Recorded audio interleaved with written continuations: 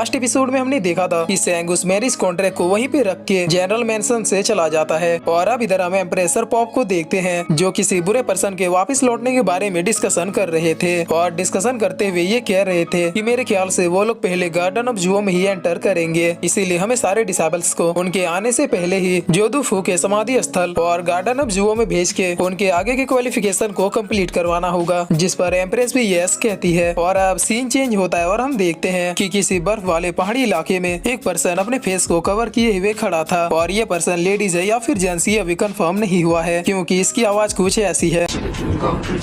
लेकिन हाँ ये कंफर्म है कि ये मेन विलन्स में से एक है। और अब ये पर्सन किसी को आवाज देता है जिस पर हम देखते हैं कि वहाँ पर एक आदमी आ जाता है जो इसे कहता है कि मैं यहाँ पर 3 दिनों से तुम्हारा वेट कर रहा था, लेकिन अब उन सारी बातों को छोड़ो और तुम ये बताओ कि आखिर तुम्हारा प्लान कहाँ तक सक्सीड हुआ है। तब ये पर्सन कहता है कि हम बस सही मौके की तलाश में है। जिस पर यह आदमी कहता है कि जो भी तुम कर रहे हो उसे बहुत ही ज्यादा केयरफुली करना और ध्यान रहे इन सब चीजों में मेरा नाम नहीं आना चाहिए। तब ये पर्सन जिसका नाम ब्लैक रॉब है ये भी यस कहता है और अब सीन चेंज होता है और हम चैंग सेंग को देखते हैं जो कि वापस ऑर्थोडॉक्स एकेडमी में आ गया था। जिसे देखते ही टैंग सेंग से पूछता है कि क्या जनरल ने तुमसे कुछ कहा। तब सेंग कहता है कि मैंने सारा मामला निपटा दिया है इसीलिए जनरल अब मुझे तंग नहीं करेगा। और फिर सेंग कहता है कि मैं अब हेवनली म्यूजियम जा रहा हूँ क्योंकि बस आज रात के लिए ही मुझे हेवनली म्यूजियम में एंटर करने का मौका मिला है। जिसके बाद हम देखते हैं कि सेंग अब इस जगह पे पहुंच जाता है जहाँ पर अभी एल्डर भी सेंग को इस म्यूजियम में एंटर करने के लिए कहते हैं और इसके साथ ही ये सेंग को ये भी बताते हैं कि आपके पास लगभग 3 घंटों का टाइम है। जिस पर सेंग इस म्यूजियम की ओर देखते हुए अपने मन में सोचता है कि फाइनली आज मुझे ये पता चल जाएगा कि आखिरकार अपने भाग्य को चेंज किया जा सकता है या फिर नहीं। और अब यही सब सोच के सेंग इस म्यूजियम के दरवाजे को खोलता है जिस पर अंदर की तरफ से एक बहुत ही तेज लाइट निकलती है। जिसके बाद सेंग इस रूम में एंटर करता है और एंटर करते ही सेंग अपने सामने एक पर्पल लोटस को देखता है जो तुरंत ही सेंग के पास आके एक मसाल बन जाता है। और अब इसी लाइट से सेंग आसपास की चीजों को देखने लगता है और फिर फ्लैशबैक में अपने मास्टर के बातों को याद करता है कि मास्टर ने सेंग को पहले ही बता दिया था कि हेवनली म्यूजियम में एंटर करने के बाद तुम्हें एम्परर्स और लेजेंड्स की पेंटिंगें दिखेंगी जिनमें कई सारे सीक्रेट छुपे हुए हैं। और अब काफी देर तक वहाँ पर मौजूद सारी पेंटिंगों को देखने के बाद फाइनली सेंग को समझ में आ जाता है कि कहाँ पर सीक्रेट छुपा हुआ है। इसीलिए सेंग अब जल्दी से अपने स्वॉर्ड को निकाल के वॉल पे बने एक पैटर्न पे घुमाने लगता है और अब ऐसा करते ही वॉल की एक ईंट बाहर निकल जाती है और उस जगह से सेंग को एक मिस्टीरियस बॉक्स मिलता है जिसे ओपन करने के लिए सेंग अब उसमें बने पजल को सॉल्व करने लगता है। और फाइनली सेंग इस बॉक्स को भी खोल देता है जिसके अंदर एक बुक रखा हुआ था जिसे सेंग अब तुरंत ही पढ़ने के लिए पलटने लगता है, लेकिन वो देखता है कि इस बुक के तो सारे पेजेस बिल्कुल खाली हैं और अब अपने आप ही इस बुक से एक एनर्जी निकलती है जिसकी वजह से वहाँ पर एक एम्परर का सोल आ जाता है। तब सेंग एक पेंटिंग की ओर देखते हुए कहता है कि आप तो एम्परर वांगची हैं। जिस पर ये एम्परर कहता है कि हाँ तुमने बिल्कुल सही कहा, मेरे सोल का एक छोटा सा अंश इस बुक में है, इसीलिए अब तुम मुझसे जो भी पूछना चाहते हो जल्दी से पूछ लो। तब सेंग सीधे पूछता है कि क्या अपने भाग्य को बदला जा सकता है क्योंकि आपने भी अपने भाग्य को बदलने की कोशिश की थी। जिस पर ये एम्परर अपनी स्टोरी बताते हुए कहते हैं कि मैं एक बहुत ही पुअर फैमिली से बिलोंग करता था और हमारे यहाँ पर किसी के जान से ज्यादा कीमती एक वक्त का खाना था और इसी वजह से हमारे यहाँ के क्राउन प्रिंस ने सारे लोगों को अब मारना शुरू कर दिया, जिसकी वजह से मैं किसी तरह से बच के किंगडो नामक एक जगह पे आ गया और यहाँ पर पहुँचने के बाद मैं अपने मेहनत और लगन से इस प्लेस का मिलिट्री चीफ भी बन गया और यहाँ के एम्परर के लिए काम करना शुरू कर दिया। जिसके बाद मैं और मेरा साथी जिसका नाम क्यू वांग था, हम दोनों अपनी किस्मत को बदलने और एक एम्परर बनने की चाहत में हम लोगों ने उन सारे लोगों को खत्म करना शुरू कर दिया जिन्होंने कभी हमारे साथ बुरा किया था। और इस मिशन में हमारे हाथों क्राउन प्रिंस के बहुत से डीमन मारे गए जिसकी वजह से क्राउन प्रिंस और उसके कुछ खास आदमियों ने मिलकर फिर से हमारे खिलाफ एक डीमन की बहुत ही बड़ी सेना तैयार की और सीक्रेटली हमारे कई सारे एल्डरों को जान से खत्म कर दिया। जिसके बाद हमारे यहाँ के लेजेंडरी एम्परर्स ने अपने आप को सेक्रीफाइस करके उन डीमंस से फाइट करने का एक तरीका निकाला और फिर इसके बाद ह्यूमंस और डीमंस की एक बहुत ही बड़ी फाइट हुई जिसमें हमने उन्हें हरा दिया और इस वजह से उन्हें अपनी जान बचाने के लिए वापस साउथ की ओर लौटना पड़ा। लेकिन इस फाइट की वजह से हमने भी अपने कई सारे अपनों को खो दिया और हम में से जो बचे हुए थे वो लोग इस वजह से ही एक दूसरे से नाराज होकर बहुत ही दूर चले गए। और अब ये एल्डर यहाँ से डिसअपेयर होते हुए कहते हैं कि अगर तुम अपने भाग्य को बदलना चाहते हो तो बेशक तुम बदल सकते हो, लेकिन इसके बदले में तुम्हें इसकी बहुत ही बड़ी कीमत चुकानी पड़ेगी। और ये कहकर ये एल्डर यहाँ से डिसअपेयर हो जाते हैं। जिसके बाद इस बुक से एक छोटा सा स्टोन नीचे गिरता है। तब सेंग इस स्टोन को उठाते हुए कहता है कि आखिरकार ये क्या है। जिसके बाद सेंग इस स्टोन को बहुत ही गौर से देखने लगता है जहाँ पर उसे इस स्टोन के अंदर ही एक बहुत ही बड़ी गैलेक्सी दिखाई पड़ती है और अब ऑटोमेटिक सेंग का सोल फॉर्म इस स्टोन के अंदर चला आता है जहाँ पर वो एक बर्निंग स्टार को देखते हुए कहता है कि क्या ये मेरा लाइफ स्टार है। और अब अचानक ये स्टार सेंग के बहुत ही ही ज्यादा करीब आ जाता है, जिसके बाद वहाँ पर एक बहुत ही बड़ी एनर्जी रिलीज होती है, जिसके बाद सेंग अपने आप को अपने माइंड के भीतर पाता है। और अब थोड़ी देर तक आसपास की चीजों को देखने के बाद सेंग स्माइल करते हुए कहता है कि मुझे पता चल चुका है कि अब मुझे आगे क्या करना है। और अब सीन चेंज होता है और हमें दूसरे दिन का सीन दिखाया जाता है, जहाँ पर सारे डिसाइपल्स की तरह तेंग और सेंग भी जोदुफू के समाधि स्थल, जिसे मौजूलियम भी कहा जाता है, वहाँ पर जा रहे थे। जहाँ पर तेंग सेंग से पूछता है कि क्या तुम्हें उस हेवनली म्यूजियम में जो तुम्हें चाहिए था वो मिल गया, जिस पर सेंग भी स्माइल करते हुए कहता है कि शायद हाँ। और अब हम देखते हैं कि ये दोनों जिस वाहन में बैठे हुए थे उसी वाहन पर हमें किसी पर्सन के डेमोनिक आइज नजर आते हैं, जो इन दोनों की सारी बातों को सुनते हुए इनका पीछा कर रहा था। और अब फाइनली ये दोनों इस प्लेस पे पहुंच जाते हैं, जहाँ पर ऑलरेडी सारे डिसाइपल पहुंच चुके थे। और इनमें से कुछ डिसाइपल आपस में बात करते हुए कह रहे होते हैं कि इस प्लेस के अंदर बहुत से हेवनली मोनोलिथ्स मौजूद हैं, जिन्हें हमें अपने कल्टीवेशन के दम पे सॉल्व करना है। जिस पर तेंग कहता है कि ऐसा कहा जाता है कि जो इन सारे मोनोलिथ्स को सॉल्व कर लेगा उसे नेचर की तरफ से कुछ पावर्स दी जाएंगी। और अब यहाँ पर ये एल्डर आते हुए कहते हैं कि आप लोग अब जल्दी से अंदर आ जाएं, क्योंकि इस जगह को एक्सप्लोर करने के लिए और इन मोनोलिथ्स को सॉल्व करने के लिए आपको एक दिन का भी समय एक्स्ट्रा नहीं दिया जाएगा। जिसे सुनते ही अब सारे डिसाइपल बहुत ही जल्दी में अंदर चले जाते हैं, जिसके बाद तेंग और सेंग भी अंदर चले जाते हैं और इन्हें फॉलो करते हुए ये डेमोनिक आई भी अंदर चला जाता है। और अब अंदर पहुंचने के बाद सेंग तेंग से पूछता है कि क्या तुम्हें पता है कि हमें कहाँ से शुरू करना है। तब तेंग कहता है कि मुझे कैसे पता होगा, मैं भी तो तुम्हारे ही साथ आया हूँ। चलो सारे डिसाइपल जिस तरफ गए हैं हमें भी उसी तरफ जाना चाहिए। तब सेंग कहता है कि ठीक है तुम जाओ, मैं थोड़ी देर में आता हूँ। जिस पर तेंग पूछता है कि आखिरकार तुम कहाँ जा रहे हो। तब सेंग कहता है कि कहीं नहीं, बस इस जगह को थोड़ा सा एक्सप्लोर करने। जिसे सुनकर तेंग कहता है कि ठीक है, अगर तुम्हें अकेले ही घूमना है तो फिर तुम घूम सकते हो, मैं मोनोलिथ्स को ढूंढने के लिए जा रहा हूँ। और ये कहकर तेंग वहाँ से चला जाता है, जिस पर अब सेंग भी आसपास के नजारे को देखते हुए वहाँ से जाने लगता है। और अब हम यहाँ पर इस डेमोनिक आई को देखते हैं, जो कि सेंग का ही पीछा कर रहा था। लेकिन तभी ये एल्डर पीछे से इस डेमोनिक आई को देख लेते हैं और बहुत ही ज्यादा डरते हुए कहते हैं कि तुम तो एक ही विल हो। जिस पर यह डेमोनिक आई तुरंत ही अपने पास में से एक बहुत ही डरावने टेंटिकल्स को बाहर निकालता है और दिन दहाड़े ही इस एल्डर को यहाँ से गायब कर देता है और फिर से चुपचाप सेंग का पीछा करने लगता है। और अब सीन चेंज होता है और हम ली पैलेस को देखते हैं, जहाँ पर प्रिंसेस लुओ भी सेंग के पास आने के लिए जिद कर रही थी। जिस पर एल्डर जिन कहते हैं कि प्रिंसेस आपकी सेफ्टी के लिए हम आपको वहाँ पर नहीं ले जा सकते। अब लुओ कहती है कि ठीक है, अगर ऐसी बात है तो फिर आप जाइए और मास्टर के साथ रहिए। जिस पर एल्डर जिन कहते हैं कि प्रिंसेस आपको टेंशन लेने की जरूरत नहीं है, क्योंकि सेंग के साथ तेंग भी वहाँ पर मौजूद है और मुझे चैंग सेंग के ऊपर पूरा भरोसा है, वो जल्द ही वहाँ पर मौजूद सारे मोनोलिथ्स को सॉल्व कर लेगा। और अब हम सेंग को देखते हैं, जो कि घूमते घूमते एक जगह पे पहुँच जाता है, जहाँ पर ऊपर की तरफ जाने का रास्ता था। और फिर सेंग की नजर एक स्टेचू के ऊपर पड़ती है, जो कि लेजेंडरी एम्परर हान क्विंग था। और अब एक पंछी हान क्विंग को क्रॉस करते हुए ऊपर की तरफ जा रहा था, लेकिन इससे पहले कि ये पंछी हान क्विंग को क्रॉस करता, हान क्विंग के एक ही ब्लो से ये पंछी वहीं पे गायब हो जाता है, जिसे देखकर सेंग बहुत ही ज्यादा शॉक हो जाता है।